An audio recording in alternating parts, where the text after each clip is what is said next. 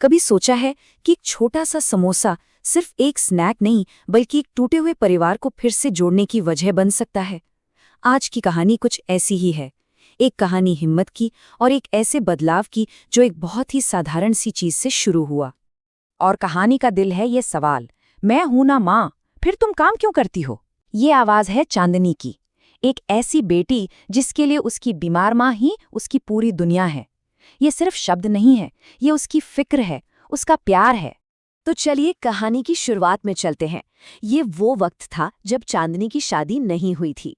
उसकी जिंदगी बस दो चीजों के इर्द गिर्द घूमती थी, अपनी माँ की देखभाल करना और मिर्च बेचकर जैसे तैसी गुजारा चलाना। लेकिन फिर चांदनी की शादी हो जाती है और यहीं से उसकी असली कश्मकश शुरू होती है। वो एक नए घर में है, नई जिम्मेदारियां हैं, पर उसका दिल और दिमाग वो तो अपनी अकेली बीमार माँ के पास ही अटका हुआ है, जो अब भी काम करने की कोशिश कर रही है। अब कहानी में एंट्री होती है एक नए और बहुत अहम किरदार की, चांदनी की सास। और इनके अपने ही नियम कानून हैं, अपनी उम्मीदें हैं।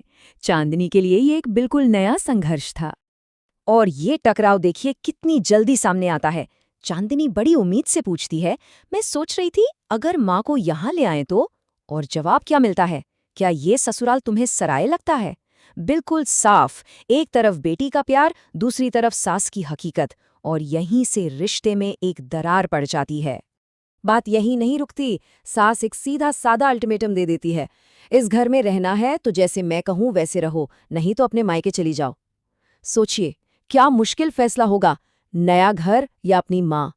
चांदनी के पास कोई और रास्ता नहीं बचता और वो अपना ससुराल छोड़ देती है। लेकिन यहीं से कहानी एक नया मोड़ लेती है। ये वो पल है जब चांदनी हार नहीं मानती बल्कि अपनी किस्मत खुद लिखने का फैसला करती है। और उसका हथियार बनता है एक समोसा। देखते हैं कैसे। तो चांदनी का प्लान क्या था? बहुत सीधा और असरदार। सबसे पहले वो अपनी बीमार माँ के पास लौटती है, फिर वो एक नया आइडिया लेकर आती है। उन्हीं मिर्चों से अब वो समोसे बनाएगी। और तीसरा कदम, बाजार में अपना खुद का स्टॉल लगाना। ये सिर्फ मजबूरी नहीं थी, ये अपने पैरों पर खड़े होने की एक जिद थी। पर मुश्किलें इतनी आसानी से कहाँ पीछा छोड़ती हैं। जब चांदनी अपना काम जमा रही थी, तभी एक लोकल गुंडा उसकी सास के कान भरने लगता है। झूठी बातें, जहर, और इसका नतीजा चांदनी को भरे बाजार में बेइज्जत होना पड़ता है।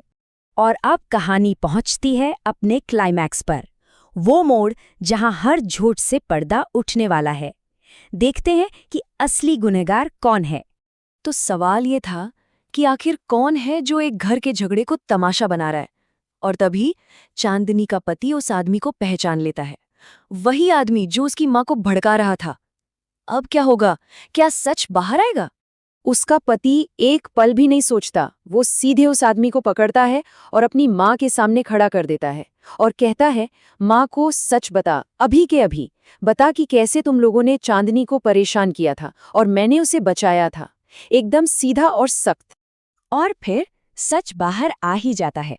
वो गुंडा मान लेता है कि उसे तो किसी और दुकानदार ने पैसे दिए थे, चांदनी को परेशान करने के लिए, उसके ससुराल वालों को उसके खिलाफ भड़काने के लिए। और ये सुनते ही सास को एहसास होता है कि उनसे कितनी बड़ी भूल हो गई है। तो अब जब सच सामने है तो क्या होगा? कहानी का ये आखिरी हिस्सा हमें बताएगा कि कैसे ये परिवार झगड़े से निकलकर सहयोग तक का सफर तय करता है। सास का दिल पछतावे से भर जाता है। वो कहती हैं, मैंने बहुत बड़ी गलती की। जो बहू अपने पैरों पर खड़ा होना चाहती थी, उसे ही मैंने बेइज्जत किया। हमें उससे माफी मांगनी चाहिए। बेटे के साथ मिलकर वो समझ जाती हैं कि अब सिर्फ एक ही रास्ता बचा है, और वो है माफी का। और फिर वो पल आता है जो सब कुछ बदल देता है, सुलह का पल। चांदनी, जिसने इतना कुछ सहा, अपनी पहली कमाई से अपनी सास के लिए एक तोहफा लाती है। एक ऐसा तोहफा जो सारे गिले शिकवे भुलाकर एक नई शुरुआत का पैगाम देता है। और अब चांदनी सिर्फ बहू नहीं है, वो एक लीडर है। उसका नया प्लान बिल्कुल साफ है।